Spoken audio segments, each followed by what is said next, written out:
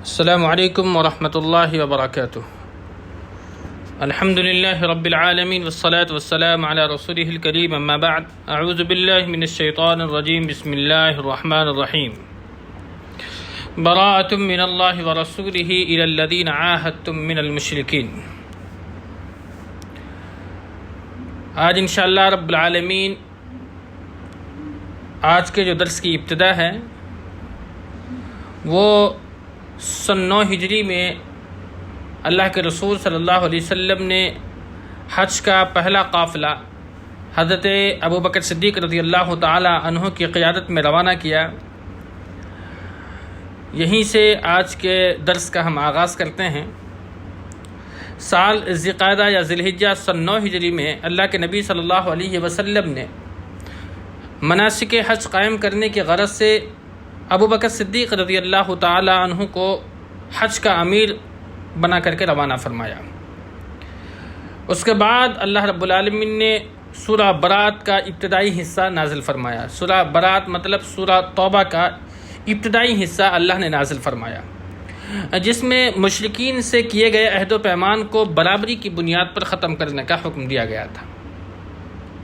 جیسا کہ ہم جانتے ہیں کہ اللہ رب العالمین نے یہ اللہ کے رسول صلی اللہ علیہ وسلم نے قریش سے بھی صلح کر رکھی تھی اور دیگر قبائل سے بھی آپ صلی اللہ علیہ وسلم نے صلح کر رکھی تھی، مصالحت کر رکھی تھی۔ لیکن اب سورہ توبہ کے نزول کے بعد سے اللہ نے یہ حکم دیا کہ مشرکین سے کیے گئے عہد و پیمان کو برابری کی بنیاد پر ختم کر دیا جائے۔ اس حکم کے آنے کے بعد نبی صلی اللہ علیہ وسلم نے حضرت علی ابن ابی طالب کو روانہ فرمایا۔ یہ کب روانہ فرمایا؟ اس لیے کہ ابوبکر صدیق صحابہ کا قافلہ لے کر کے حج کے لیے آپ روانہ ہو چکے تھے۔ اس کے بعد سورہ توبہ کی وہ ابتدائی آیات نازل ہوئی، اس کے بعد جس میں حکم دیا گیا ہے کہ اب مشرکین سے عہد و پیمان کو برابر کی بنیاد پر ختم کر دیا جائے۔ تو اس بات کے اعلان کرنے کے لیے نبی صلی اللہ علیہ وسلم نے حضرت علی رضی اللہ تعالی عنہ کو روانہ فرمایا تاکہ وہ آپ کی جانب سے اس کا اعلان کر دیں۔ ایسا اس لیے کرنا پڑا نبی کو کہ خون و مال کے عہد و پیمان کے سلسلے میں عرب کا یہی دستور تھا کہ آدمی یا تو خود اعلان کرے یا پھر اپنے خاندان کے کسی فرد سے اعلان کرائے۔ خاندان سے باہر کے کسی بھی آدمی کا کیا ہوا اعلان قبول نہیں کیا جاتا تھا۔ حضرت ابوبکر صدیق رضی اللہ تعالی عنہ سے حضرت علی کی ملاقات وادی زجان میں ہوئی، زجنان میں ہوئی۔ حضرت ابوبکر صدیق نے وہاں دریافت فرمایا کہ امیر ہو یا مامور ہو، یعنی اللہ کے نبی نے تمہیں امیر بنا کر کے بھیجا ہے یا پھر تمہیں مامور بنا کر کے بھیجا ہے؟ حضرت علی نے فرمایا کہ نہیں، میں مامور ہوں۔ پھر دونوں آگے بڑھے۔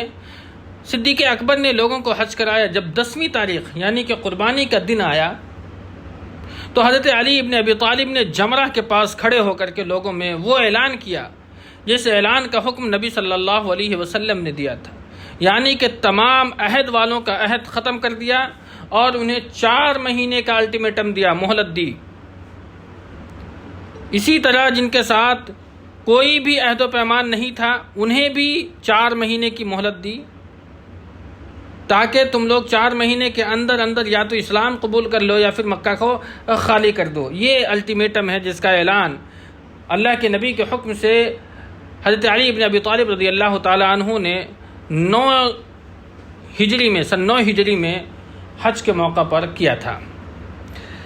البتہ جن مشرکین سے مسلمانوں سے عہد نبھانے میں کوئی کوتاہی نہیں تھی اور نہ ہی مسلمانوں کے خلاف اس قوم نے کسی کی مدد کی تھی، تو پھر اس کے تعلق سے اللہ کا حکم تھا کہ متعین کردہ جو اوقات ہے عہد کا، معاہدے کا، اس مدت تک اس معاہدے کو برقرار رکھا جائے گا۔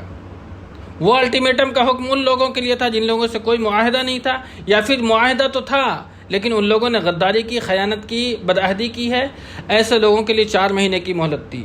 البتہ ان لوگوں کو جن لوگوں نے مسلمانوں کے خلاف کسی کی مدد نہیں کی اور نہ ہی اپنے وعدے کو توڑا، اسے متعینہ وقت تک کے لیے جو عہد کر رکھا گیا تھا اس مدت تک کے لیے برقرار رکھا گیا۔ ابوبکر صدیق نے صحابہ کرام کی ایک جماعت بھیج کر کے یہ اعلان عام کرایا کہ آئندہ سے کوئی بھی مشرک حج نہیں کر سکتا اور نہ ہی کوئی ننگا آدمی بیت اللہ طواف کر سکتا ہے۔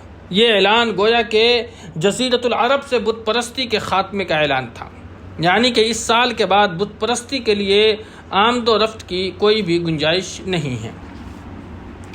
محترم ناظرین، ہم نے تقریباً پوری کتاب کا مطالعہ کر لیا اور بہت ہی اچھے ڈھنگ سے آپ کے درمیان وہ بات رکھی گئی، اور آپ نے بھی امید کرتا ہوں کہ بغور سنا ہوگا۔ اللہ کے رسول صلی اللہ علیہ وسلم نے اپنی زندگی میں جتنے بھی غزوات کیے، جتنے بھی سرایا درپیش ہوا، جتنی بھی فوجی مہمات آپ صلی اللہ علیہ وسلم نے بھیجی ہے، اس پر ایک سرسری نظر رکھ لی جائے۔ نبی کے غزوات، سرایا اور فوجی مہمات پر نظر ڈالنے کے بعد کوئی بھی شخص جو جنگ کی ماحول، اس کے پس منظر یا پیش منظر اور آثار و نتائج کا علم رکھتا ہو، یہ اعتراف کیے بغیر نہیں رہ سکتا ہے کہ نبی دنیا کے سب سے بڑے باکمال اور فوجی کمانڈر تھے۔ آپ کی سوجھ بوجھ سب سے زیادہ درست، اور آپ کی فراست اور بیدار مغزی، آپ کی عقل مندی یہ سب سے زیادہ گہری تھی۔ آپ جس طرح نبوت و رسالت کے اوصاف میں سید الرسل اور اعظم الانبیاء تھے، اسی طریقہ سے فوجی قیادت کے وصف میں بھی آپ صلی اللہ علیہ وسلم کی شخصیت ایک عبقریت کے مالک تھے۔ آپ نے جو بھی معرکہ آرائی کی، اس کے لیے ایسے حالات کا، ایسے جہاد کا انتخاب فرمایا جو حزم و حساس انتخاب فرمایا جو حزم و تدبر اور پھر حکمت و شجاعت کے عین مطابق تھا۔ کسی معرکے میں حکمت عملی، لشکر کی ترتیب اور حساس مراکز پر اس کی تعیناتی، موزوں ترین مقام جنگ کے انتخاب اور جنگی پلاننگ وغیرہ میں آپ سے کبھی بھی کوئی بھی چوک نہیں ہوئی۔ اسی لیے اسی بنیاد پر آپ صلی اللہ علیہ وسلم کو کبھی بھی کوئی ذکر نہیں اٹھانی پڑی، بلکہ ان تمام جنگی معاملات و مسائل کے سلسلے میں آپ صلی اللہ علیہ وسلم نے اپنے عملی اقدامات سے ثابت کر دیا کہ دنیا بڑے بڑے کمانڈروں کے تعلق سے جس طرح کی قیادت کا علم رکھتی ہے، آپ صلی اللہ علیہ وسلم اس سے بہت کچھ مختلف، ایک نرالی ہی قسم کی کمانڈرانہ صلاحیت کے مالک تھے، جس کے ساتھ شکست کا کوئی سوال ہی نہیں تھا۔ اب سوال ذہن میں یہ پیدا ہوتا ہے کہ آخر ان جنگوں کا کیا ہوگا جس جنگ میں مسلمانوں کو شکست ہوئی، یا پھر صحابہ کرام اس جنگ سے بھاگ کھڑے ہوئے، آخر اس کی کیا وجہ ہے؟ تو یہ بھی عرض کرنا ضروری ہے کہ احد اور حنین میں جو بھی کچھ پیش آیا، اس کا سبب اللہ کے نبی کی کسی حکمت عملی کی کوئی کوتاہی نہیں تھی، بلکہ اس کے پیچھے حنین میں کچھ افراد لشکر کی کمزوریاں کار فرما تھیں۔ یہ نبی صلی اللہ علیہ وسلم کی قیادانہ صلاحیت کے اندر میں کوئی کمی نہیں تھی، بلکہ لشکر کے جو افراد تھے ان کے اندر میں کچھ کمزوریاں پائی گئیں۔ احد میں آپ کی نہایت ہی اہم حکمت عملی اور لازمی ہدایات کو نہایت ہی فیصلہ کن لمحات میں نظر انداز کر دیا گیا تھا۔ ان دونوں غزوات میں جب مسلمانوں کو ذکر اٹھانے کی نوبت آئی تو پھر آپ صلی اللہ علیہ وسلم نے جس عبقریت کا مظاہرہ فرمایا وہ بھی اپنی مثال آپ تھی۔ آپ دشمن کے مد مقابل ڈٹے رہے، اپنی نادرہ روزگار حکمت عملی سے اسے یا تو اس کے مقصد میں ناکام بنا دیا، جیسا کہ احد میں ہوا۔ ہم جانتے ہیں کہ دشمن فتح پا جانے کے بعد بھی فتح نہیں پا پایا، جیسا کہ ہم جنگ احد کی میں تفصیل کے ساتھ پڑھ آئے ہیں، اس کو سمجھ آئے ہیں۔ اگر دشمن کا غلبہ تھا مسلمانوں کے اوپر میں تو چاہیے تھا کہ سارے کے سارے کو ملیا میٹ کر دیتا، لیکن وہ باضابطہ بھاگنے پر کامیاب ہوا، مسلمانوں نے تعاقب کیا ہے اس کا۔ تو اگر دیکھا جائے تو جنگ کا پانسا اللہ کے نبی کی حکمت عملی سے اس طریقے سے پلٹ دیا گیا کہ مسلمانوں کی شکست بھی فتح کے اندر میں تبدیل ہو گئی۔ اور حنین میں جیسا ہوا، حالانکہ احد جیسی خطرناک صورتحال اور حنین جیسی بے لگام بھگدڑ سپہ سالاروں کی قوت فیصلہ کو سلب کر لیتی، یعنی جس طریقے کا معاملہ ہوا احد میں، ابھی جنگ ہونے سے قبل ہی 300 کا لشکر لے کر کے عبداللہ ابن ابی وہاں سے پیچھے ہٹ گیا۔ ایسے وقت میں ایک قائد جو ہوتا ہے، کمانڈر جو ہوتا ہے، اس کے بھی قدم ڈگمگا جاتے ہیں۔ اور حنین میں جس طریقے سے صحابہ کرام نے میدان چھوڑ کر کے بھاگ گئے، ایسے وقت میں بھی ایک کمانڈر کے بھی قدم ڈگمگا جاتے ہیں، وہ بھی وہاں ڈٹ نہیں سکتا ہے۔ لیکن اللہ کے رسول صلی اللہ علیہ وسلم کے اعصاب پر اس کا کوئی بھی اثر نہیں ہوا، جبکہ دیگر قومی لیڈر اگر ہوتا تو یہ چیزیں ان کے اعصاب پر بدترین اثر ڈالتی ہیں، اور اس کے پاس کوئی چارہ نہیں ہوتا، لیکن اللہ کے نبی صلی اللہ علیہ وسلم اس میدان سے اپنے آپ کو بھاگایا نہیں، بلکہ آپ ڈٹے رہے، اور آپ نے باضابطہ اعلان کیا تھا حنین میں کہ انا ابن عبد المطلب وانا النبی لا کذب، میں ایک نبی ہوں، میں جھوٹا نہیں ہوں، اور میں عبد المطلب کا بیٹا ہوں۔ یہ گفتگو ان غزوات کے خالص فوجی اور جنگی پہلو سے تھی۔ باقی رہے دوسرے گوشے تو وہ بھی بے حد اہم ہیں۔ آپ نے ان غزوات کے ذریعے امن و امان کو قائم کیا، فتنے کی آگ بجھائی، اسلام و بت پرستی کی کشمکش میں دشمن کی شوکت کو توڑ کر رکھ دیا، انہیں اسلامی دعوت و تبلیغ کی راہ آزاد چھوڑنے اور مصالحت کرنے پر مجبور کر دیا۔ آپ صلی اللہ علیہ وسلم نے ان جنگوں کی بدولت یہ بھی معلوم کر لیا کہ آپ کا ساتھ دینے والوں میں کون مخلص ہے اور کون منافق ہے۔ آپ نے محاذ آرائی کے عملی نمونوں کے ذریعے مسلمان کمانڈروں کی ایک زبردست جماعت تیار کر دی، جنہوں نے آپ کے بعد عراق و شام کے میدانوں میں فارس و روم سے ٹکر لی، جنگی پلاننگ اور تکنیک میں ان کے بڑے بڑے کمانڈروں کو مات دی، اور مات دے کر انہیں ان کے مکانات و سرزمین سے، ان کے اموال و باغات سے، ان کے چشموں اور کھیتوں سے، آرام اور باعزت مقام سے اور مزیدار نعمتوں سے باہر نکال کر کے رکھ دیا۔ نبی صلی اللہ علیہ وسلم نے ان غزوات کی بدولت مسلمانوں کے لیے رہائش، کھیتی، پیشے اور کام کا انتظام فرمایا، بے خانما اور محتاج پناہ گزینوں کے مسائل حل فرمائے، ہتھیار، گھوڑے، ساز و سامان اور اخراجات جنگ مہیا کیے۔ یہ سب کچھ اللہ کے بندوں پر ذرہ برابر بھی ظلم و زیادتی اور جور و جفا کیے بغیر اللہ کے نبی نے حاصل کیا ہے۔ آپ نے ان اسباب و وجوہ اور اغراض و مقاصد کو بھی تبدیل کر ڈالا جن کے لیے دور جاہلیت میں جنگ کے شعلے بھڑکا کرتے تھے۔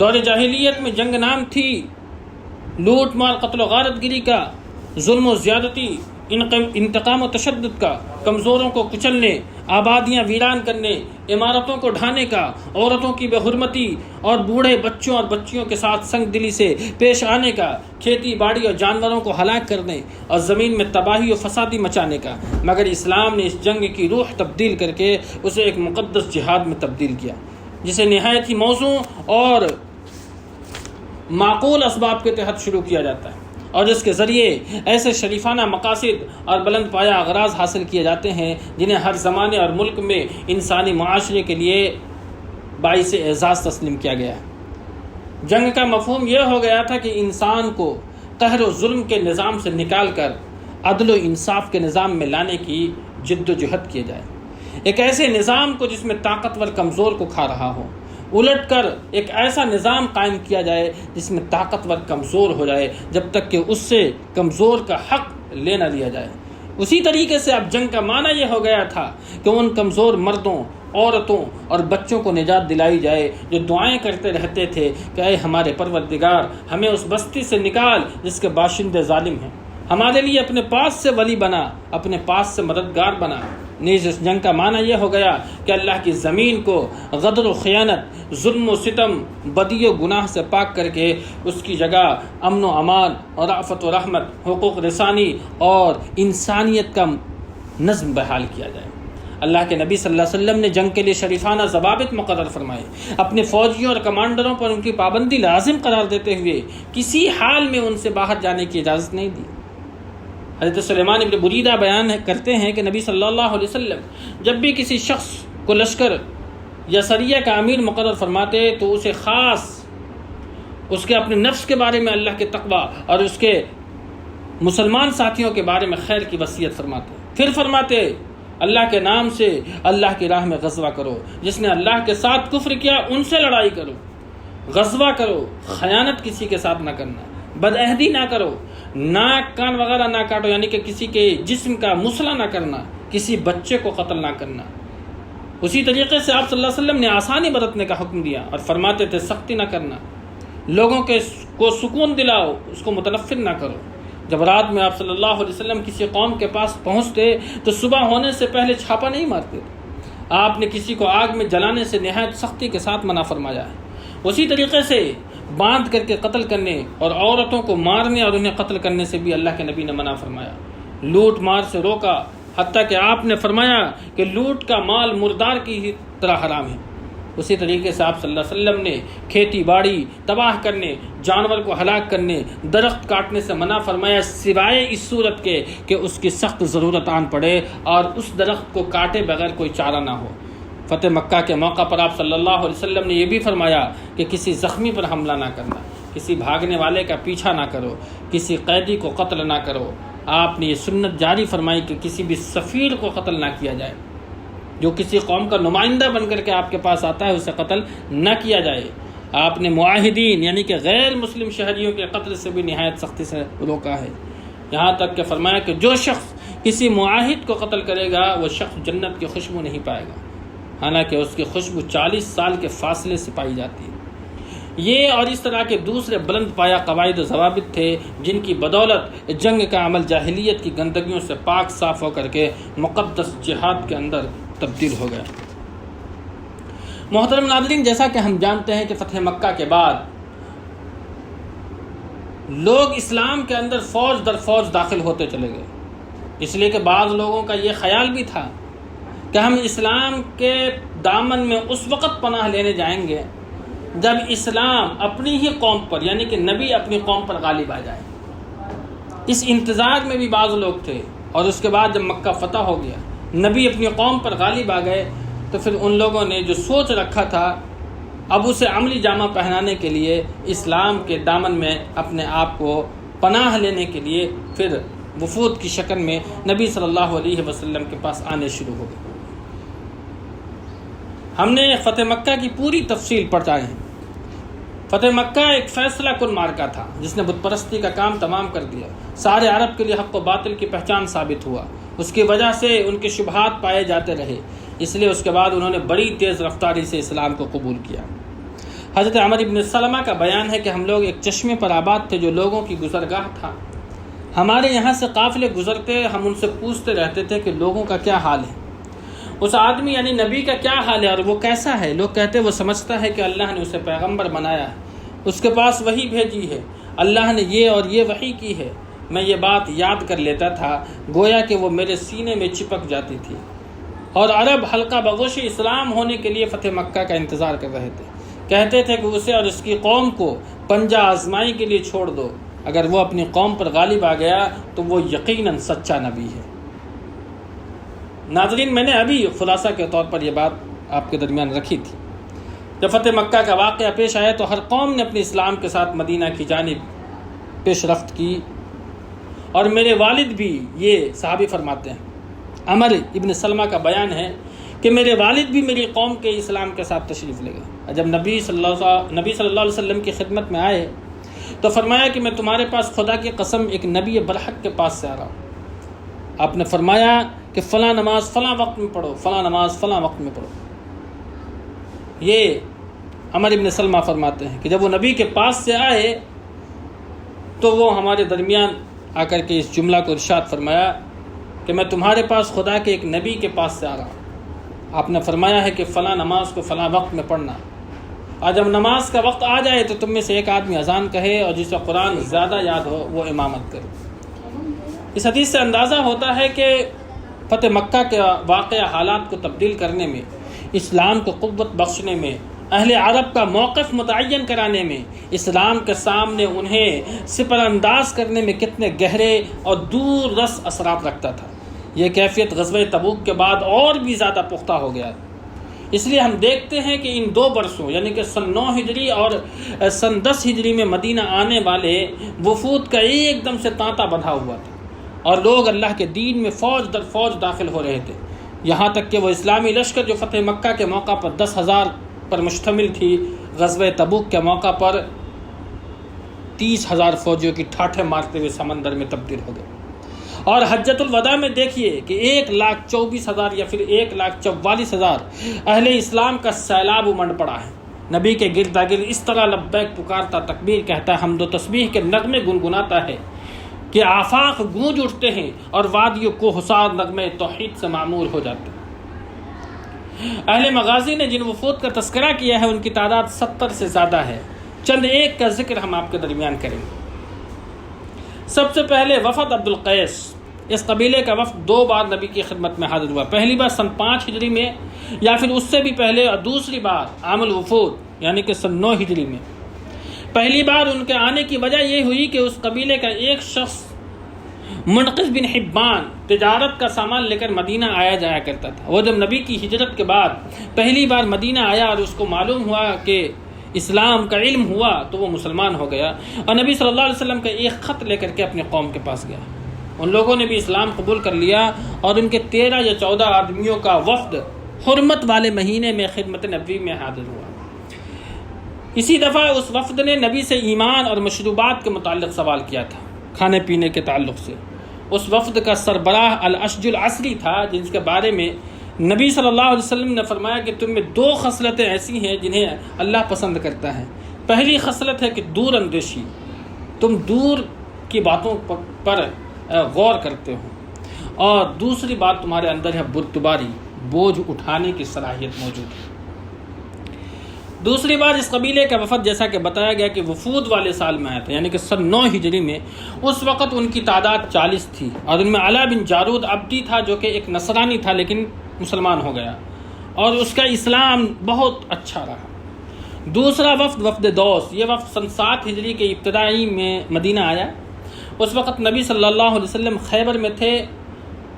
اس قبیلے کے سربراہ حضرت طفیل بن عمرو دوسی تھے. اس وقت ہلکا بغوش اسلام ہوئے تھے جب نبی مکہ میں تھے. پھر انہوں نے اپنی قوم میں واپس جا کر کے اسلام کی دعوت و تبلیغ کا مسلسل کام کیا، لیکن ان کی قوم برابر اسے ٹالتی رہی، یہاں تک کہ حضرت طفیل ان کی طرف سے مایوس ہو گئے. پھر انہوں نے نبی کی خدمت میں حاضر ہو کر کے عرض کیا کہ اللہ کے رسول، آپ قبیلے دوس پر بد دعا کر دیجئے. لیکن آپ صلی اللہ علیہ وسلم تو رحمت للعالمین تھے. آپ نے اس قوم کے لیے بد دعا نہیں بلکہ دعا فرمائی کہ اے اللہ تو دوس کو ہدایت دے دے، اور آپ کی اس دعا کے بعد اس قبیلے کے لوگ مسلمان ہو گئے. حضرت طفیل نے اپنی قوم کے 70 یا 80 گھرانوں کی جمعیت لے کر کے سن 7 ہجری کے ابتدا میں اس وقت مدینہ ہجرت کی جب نبی صلی اللہ علیہ وسلم خیبر میں تشریف رکھتے تھے. اس کے بعد حضرت طفیل خیبر میں آپ کے ساتھ جا ملے.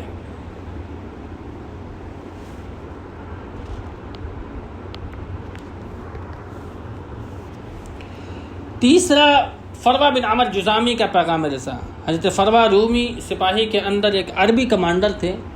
انہیں رومیوں نے اپنے حدود سے متصل عرب علاقوں کا گورنر بنا رکھا تھا. ان کا مرکز میان یعنی کہ جنوبی اردن تھا، اور عملداری گرد و پیش کے علاقے میں تھی.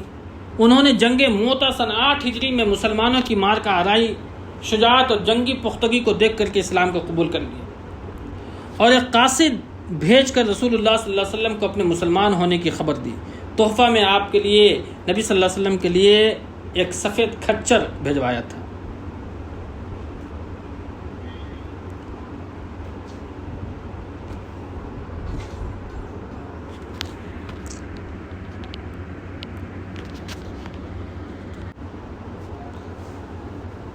محترم ناظرین، جیسا کہ میں نے ابھی آپ کے درمیان بات کی کہ فروا بن عمر جزامی یہ رومی سپاہ کے اندر ایک عربی کمانڈر تھے.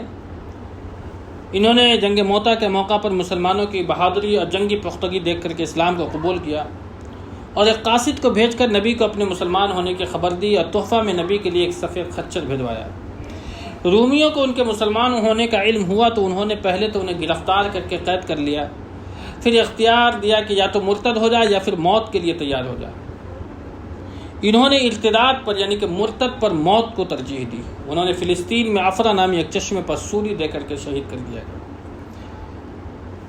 چوتھا وفد وفد صدا، یہ وفد سن 8 ہجری میں جعرانہ سے نبی کی واپسی کے بعد حاضر خدمت ہوا. اس کی وجہ یہ ہوئی کہ رسول اللہ صلی اللہ علیہ وسلم 400 مسلمانوں کی ایک مہم تیار کر کے اسے حکم دیا کہ یمن کا وہ گوشہ روند کر کے آئیں جس میں قبیلہ صدا رہتا ہے. یہ مہم ابھی وادی قینات کے سرے پر خیمہ زن تھی کہ حضرت زیاد بن حارث صدائی کو اس بات کا علم ہو گیا. وہ بھاگ کر کے نبی صلی اللہ علیہ وسلم کی خدمت میں آیا اور عرض کیا کہ میرے پیچھے جو لوگ ہیں میں ان کے نمائندے کی حیثیت سے آپ کے پاس آیا ہوں، لہذا آپ اپنے لشکر کو واپس بلا لیں، اور میں آپ کے لیے اپنی قوم کا ضامن ہوں، ضمانت لیتا ہوں. اور آپ نے وادی قینات سے ہی لشکر کو واپس بلا لیا. اس کے بعد حضرت زیاد نے اپنے قوم میں واپس جا کر کے انہیں ترغیب دلائی کہ رسول کی خدمت میں حاضر ہوں. ان کی ترغیب پر 15 آدمی نبی کی خدمت میں حاضر ہوئے اور اسلام کو قبول کرنے پر بیعت کی. پھر اپنی قوم میں واپس جا کر کے اسلام کی تبلیغ کی اور پھر ان میں اسلام پھیل گیا۔ حجۃ الوداع کے موقع پر ان کے 100 آدمیوں نے رسول اللہ صلی اللہ علیہ وسلم کی خدمت میں شرف باریابی حاصل کی۔ 5واں وفد کعب بن زہیر بن ابی سلمہ کی آمد۔ یہ شخص ایک شاعر خاندان کا چشم و چراغ تھا اور خود بھی عرب کا بڑا شاعر تھا۔ یہ کافر تھا، نبی صلی اللہ علیہ وسلم کی ہمیشہ ہجو کیا کرتا تھا، برائی کرتا تھا۔ امام حاکم کے بقول یہ بھی ان مجرموں کی فہرست میں شامل تھا جن کے متعلق اللہ کے نبی صلی اللہ علیہ وسلم نے فتح مکہ کے موقع پر حکم دیا گیا تھا کہ اگر یہ خانہ کعبہ کے پردے میں بھی پکڑا جائے تو بھی اس کی گردن کو مار دی جائے، لیکن یہ شخص وہاں سے بچ نکل گیا۔ نبی صلی اللہ علیہ وسلم غزوہ طائف سن 8 ہجری سے جب واپس ہوئے تو کعب کے پاس اس کے بھائی بحیر بن زہیر نے لکھا کہ رسول نے مکہ کے کئی ان افراد کو قتل کرا دیا ہے جو آپ کی برائی کرتا تھا، آپ کو تکلیفیں پہنچاتا تھا۔ قریش کے بچے کھچے شعراء میں جس کے جدھر سنگ سمائے ہیں نکل بھاگا، لہذا اگر تمہیں اپنے جان کی ضرورت ہے تو نبی کے پاس آ جاؤ، کیونکہ کوئی بھی شخص توبہ کر کے اگر آپ کے پاس آ جائے تو آپ اسے قتل نہیں کرتے، اور اگر یہ بات منظور نہیں تو پھر جہاں نجات مل سکے تم بھاگ جاؤ۔ اس کے بعد دونوں بھائیوں کے درمیان مزید خط و کتابت کا سلسلہ جاری رہا، جس کے نتیجے میں کعب بن زبیر کو زمین اپنی وسعت کے بعد بھی تنگ محسوس ہونے لگی، اسے اپنی جان کے لالے پڑ گئے، اس لیے آخرکار وہ مدینہ آ گیا اور جوہینہ کے ایک آدمی کے یہاں مہمان ہوا۔ پھر اسی کے ساتھ اس نے صبح کی نماز پڑھی، نماز کے فارغ ہوا تو جوہینی نے اشارہ کیا اور وہ اٹھ کر کے نبی کے پاس بیٹھا، اپنا ہاتھ آپ کے ہاتھ میں رکھ دیا۔ اللہ کے رسول اسے پہچانتے نہیں تھے۔ اس نے کہا، اے اللہ کے رسول، کعب بن زہیر توبہ کر کے مسلمان ہو گیا ہے، آپ سے امن کا خواستگار بن کر کے آیا ہے، تو کیا اگر میں اسے آپ کی خدمت میں حاضر کر دوں تو آپ اس کے اسلام کو قبول فرما لیں گے؟ آپ نے فرمایا ہاں۔ اس نے کہا، میں ہی کعب بن زہیر ہوں۔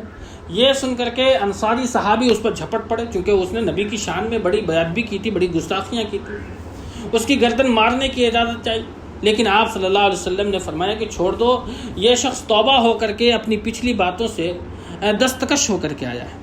اس کے بعد اسی موقع پر کعب بن زہیر نے اپنا مشہور قصیدہ آپ کو پڑھ کر کے سنایا، جس کی ابتدا میں آپ کے درمیان رکھتا ہوں کہ سعاد دور ہو گئی، میرا دل بے قرار ہے، اس کے پیچھے وارفتہ اور بیڑیوں میں جکڑا ہوا ہے، اس کا فدیہ نہیں دیا گیا۔ اور اس کے بعد اس شخص نے، کعب بن زہیر نے، نبی صلی اللہ علیہ وسلم کی شان میں مدح کرتے ہوئے بھی شعر آپ کی شان میں کہا، آپ کی تعریف میں کہا۔ اس کے بعد مہاجرین کی تعریف میں بھی اس نے شعر کہا، اور اس کے بعد انصار کی بھی شان میں اس نے شعر کہا ہے۔ ہم اس شعر پر نہیں گفتگو کرتے ہوئے اپنے وقت کو نہ کریں، لیکن انہوں نے تمام لوگوں کے لیے، انصار کے لیے بھی، مہاجر کے لیے بھی، نبی کی بھی شان میں انہوں نے بہت ہی بہترین انداز میں تعریف بیان کری ہے۔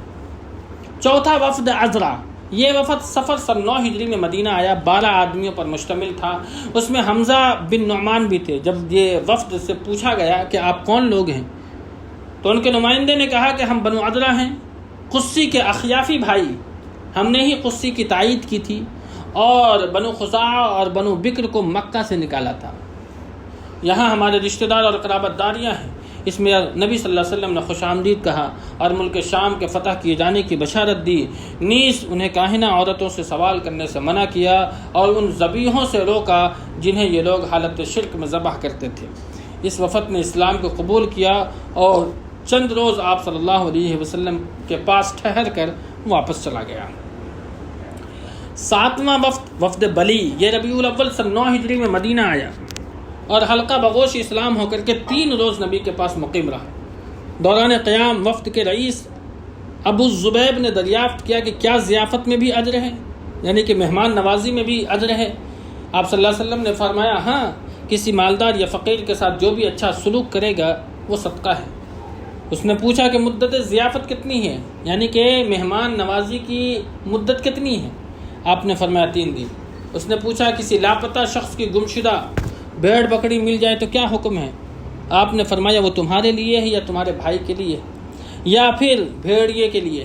اس کے بعد اس نے گمشدہ اونٹ کے متعلق سوال کیا۔ آپ نے فرمایا تمہیں اس سے کیا واسطہ، اسے چھوڑ دو یہاں تک کہ اس کا مالک اسے پا جائے۔ 8واں وفد یہ وفد ثقیف ہے محترم ناظرین۔ قبیلہ حوازن اور قبیلہ ثقیف سے وہ جنگ ہوئی تھی جس کی تفصیل ہم پڑھ کر کے آئے ہیں۔ یہ وفد رمضان سن 9 ہجری میں تبوک سے جب اللہ کے نبی واپس ہوئے، اس قبیلے میں اسلام پھیلنے کی صورت یہ ہوئی کہ نبی ذی قعدہ سن 8 ہجری میں جب طائف سے واپس ہوئے تو آپ کے مدینہ پہنچنے سے پہلے ہی اس قبیلے کے سردار عروہ بن مسعود نے آپ کی خدمت میں حاضر ہو کر اسلام قبول کر لیا۔ پھر اپنے قبیلے میں واپس جا کر کے لوگوں کو اسلام کی دعوت دی۔ وہ چونکہ اپنی قوم کا سردار تھا، اور صرف یہی نہیں کہ اس کی بات مانی جاتی تھی، بلکہ اس کے قبیلے کے لوگ اپنی لڑکیوں اور اپنی عورتوں سے بھی زیادہ ان کو پسند کرتے تھے۔ اس لیے ان کا یہ خیال ہوا کہ لوگ اس کی اطاعت کریں گے، ان کی بات کو مانیں گے، لیکن جب اس نے اسلام کی دعوت دی تو اس کی امید کے بالکل برخلاف لوگوں نے اس کے چاروں طرف سے تیر کی بوچھار اس کے اوپر کر دی اور پھر اسے جان سے مار ڈالا۔ قتل کرنے کے چند مہینے تو یوں ہی مقیم رہے، لیکن اس کے بعد انہیں یہ احساس ہوا کہ گرد و پیش کا علاقہ جو کہ مسلمان ہو چکا ہے، اس سے ہم مقابلہ کی ہمت نہیں رکھتے۔ لہذا ان لوگوں نے آپس میں مشورہ طے کیا کہ ایک آدمی نبی کی خدمت میں بھیجیں، اور اس کے لیے عبدی یا لیل بن عمر سے بات چیت کی، مگر وہ اس کے لیے تیار نہیں ہوا۔ اسے اندیشہ تھا کہ کہیں اس کے ساتھ بھی وہی سلوک نہ کیا جائے جو عروہ بن مسعود کے ساتھ کیا جا چکا ہے۔ اس لیے اس نے کہا کہ میں یہ کام اس وقت تک نہیں کر سکتا جب تک میرے ساتھ کچھ آدمی نہ بھیجو گے۔ لوگوں نے اس کا یہ مطالبہ تسلیم کیا اور اس کے ساتھ حلیفوں میں سے 2 آدمی اور بنو مالک میں سے 3 آدمی لگا دیے۔ اس طرح سے کل 6 آدمیوں کا وفد تیار ہوا۔ اسی وفد میں حضرت عثمان ابن ابی العاص ثقفی بھی موجود تھے جو کہ سب سے کم عمر تھے۔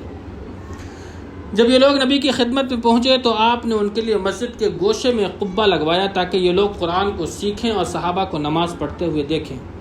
پھر یہ لوگ نبی کے پاس آتے جاتے رہے اور آپ صلی اللہ علیہ وسلم انہیں اسلام کی دعوت دیتے رہے۔ آخر ان کے سردار نے سوال کیا کہ آپ اپنے اور ثقیف کے درمیان ایک معاہدہ صلح لکھ دیں، اور ان لوگوں نے زناکاری، شراب نوشی اور سود خوری کی بھی اجازت اللہ کے نبی سے چاہی، اور یہ بھی ایک پرستاؤ رکھا کہ ان کا جو معبود ہے لاتا، اس کو برقرار رہنے دیا جائے، انہیں نماز سے معاف رکھا جائے، ان کے بت خود ان کے ہاتھوں سے نہ توڑوا جائے۔ یہ تمام شرطیں ان لوگوں نے اللہ کے نبی صلی اللہ علیہ وسلم کے پاس رکھی، لیکن نبی نے ان میں سے کوئی بھی بات منظور نہیں کی۔ لہذا ان لوگوں نے تنہائی میں مشورہ کیا، مگر نبی رسول اللہ صلی اللہ علیہ وسلم مگر انہیں رسول کے سامنے سپر ڈالنے کے سوا کوئی تدبیر نظر نہیں ہے۔ آخر انہوں نے یہی کیا اور اپنے آپ کو نبی کے حوالے کرتے ہوئے اسلام کو قبول کر لیا۔ البتہ ایک شرط لگائی کہ لاتا کو ڈھانے کا جو انتظام، لات ان کے معبود کا نام تھا جس کا ذکر سورہ نجم میں ہے، افرأیتم اللات والعزی، تو لات کو ڈھانے کا انتظام نبی صلی اللہ علیہ وسلم خود فرما دے، یہ مطالبہ اس نے کیا۔ ثقیف اسے اپنے ہاتھوں سے نہیں ڈھائیں گے۔ آپ نے یہ شرط منظور کی اور ایک نوشتہ لکھ دیا، اور عثمان ابن ابی العاص ثقفی کو ان کا امیر بنا دیا، کیونکہ وہی اسلام کو سمجھنے اور دین اور قرآن کی تعلیم حاصل کرنے میں سب سے زیادہ پیش تھے۔ اس کی وجہ یہ بھی تھی کہ وفد کے ارکان ہر روز صبح نبی کی خدمت میں حاضر ہوتے تھے، لیکن عثمان رضی اللہ تعالی عنہ کو اپنے ڈیرے پر چھوڑ دیتے تھے۔ جب وفد واپس آ کر کے دوپہر میں قیلولہ کرتا تو یہ لوگ حضرت عثمان بن ابی العاص نبی کی خدمت میں آ کر کے قرآن پڑھتے، دین کی باتیں آپ سے جانتے۔ پھر جب آپ کو استراحت فرماتے و آرام فرماتے ہوئے پاتے تو پھر اسی مقصد کو حاصل کرنے کے لیے، یعنی کہ دین سیکھنے، قرآن سیکھنے کے لیے نبی ابو بکر کی خدمت میں چلے جاتے۔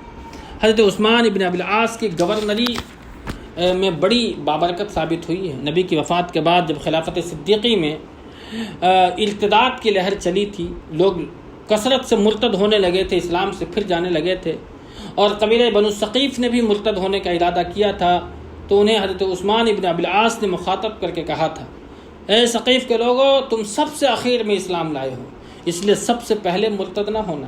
یہ سن کر کے لوگ ارتداد سے رک گئے اور پھر اسلام پر ثابت قدم رہے۔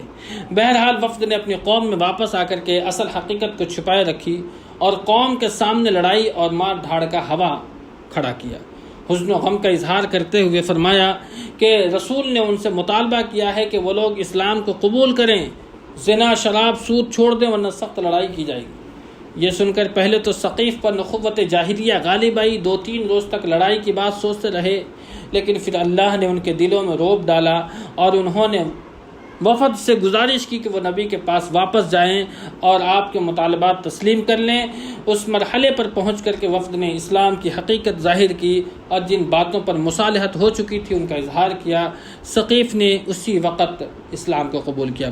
ادھر نبی صلی اللہ علیہ وسلم نے لات کو ڈھانے کے لیے حضرت خالد بن ولید کی سرکردگی میں چند صحابہ کی ایک ذرا سی نفری روانہ فرمائی۔ حضرت مغیرہ ابن شعبہ کھڑے ہو کر کے گرز اٹھایا، یعنی کہ وہ آلہ اٹھایا جس سے توڑنا ہے، اور اپنے ساتھیوں سے کہا کہ واللہ میں ذرا آپ لوگوں کو ثقیف پر ہنساؤں گا۔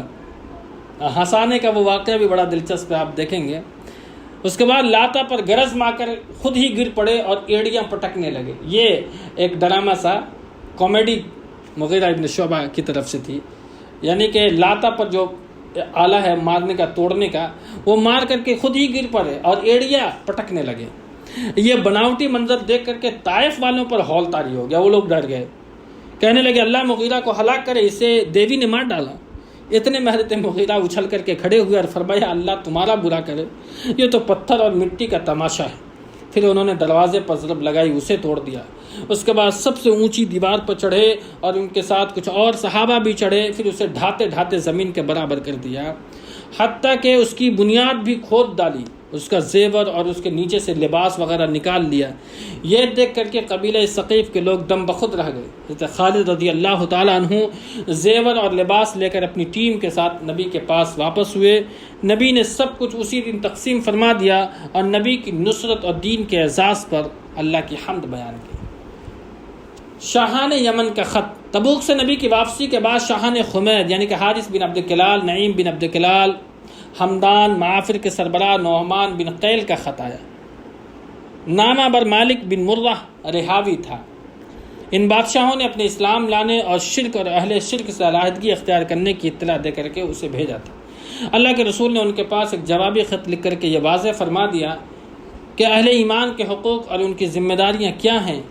آپ صلی اللہ علیہ وسلم نے اس خط میں معاہدین کے لیے اللہ کا ذمہ اور اس کے رسول کا ذمہ بھی دیا تھا، بشرطے کہ وہ مقررہ جزیہ ادا کرے۔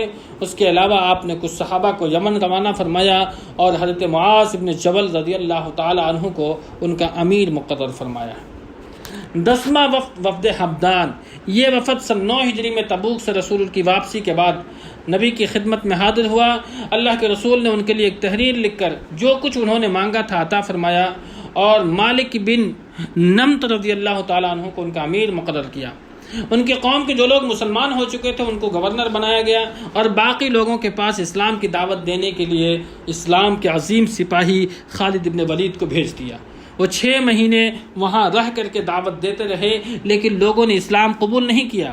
پھر آپ نے حضرت علی بن ابی طالب کو بھیجا اور حکم دیا کہ وہ خالد کو واپس بھیج دیں۔ حضرت علی نے قبیلہ حمدان کے پاس جا کر رسول کا خط سنایا اور اسلام کی دعوت دی تو سب کے سب مسلمان ہوئے۔ حضرت علی نے رسول کو ان کے حلقہ بغوش اسلام ہونے کی بشارت بھیجی۔ آپ نے خط پڑھا تو سجدے میں گر گئے، پھر سر اٹھا کر کے فرمایا حمدان پر سلام، حمدان پر سلام۔ 11واں وفد بنی فزارہ۔ یہ وفد بھی تبوک سے نبی کی واپسی کے بعد آیا۔ اس میں 10 سے کچھ زیادہ افراد تھے اور یہ سب کے سب اسلام لا چکے تھے۔ ان لوگوں نے اپنے علاقے کی قحط سالی کی نبی کو شکایت کی۔ رسول منبر پر تشریف لے گئے اور دونوں ہاتھ اٹھا کر کے اللہ سے بارش کی دعا فرمائی۔ آپ نے فرمایا اے اللہ اپنے ملک اور اپنے چوپایوں کو سیراب کر، اپنی رحمت کو پھیلا دے، اپنے مردہ شہر کو زندہ کر۔ اے اللہ ہم پر ایسی بارش برسا جو ہماری فریاد درسی کرے، راحت پہنچا دے، خوشگوار ہو، پھیلی ہوئی ہماگیر ہو، جلد آئے دیر نہ کرے، نفع بخش ہو، نقصان رساں نہ ہو۔ اے اللہ رحمت کی بارش عذاب کی بارش نہیں، نہ ڈھانے والی، نہ غرق کرنے والی اور نہ ہی مٹانے والی بارش۔ اے اللہ ہمیں بارش سے سیراب کر اور دشمنوں کے خلاف ہماری مدد فرما۔ محترم ناظرین، ایک وفد ہے 12واں وفد، یہ عیسائیوں کا وفد تھا۔ یہ اللہ کے رسول صلی اللہ علیہ وسلم کے پاس آیا تھا، وفد نجران۔ محترم ناظرین، اس کی تفصیل ہم انشاءاللہ رب العالمین کل کے درس میں پڑھیں گے۔ باری تعالیٰ سے دعا کرتے ہیں اللہ رب العالمین ہمیں آپ کو کتاب و سنت پر عمل کی توفیق بخشے۔ آمین. وآخر دعوانا الحمد للہ رب العالمین. والسلام علیکم ورحمۃ اللہ وبرکاتہ.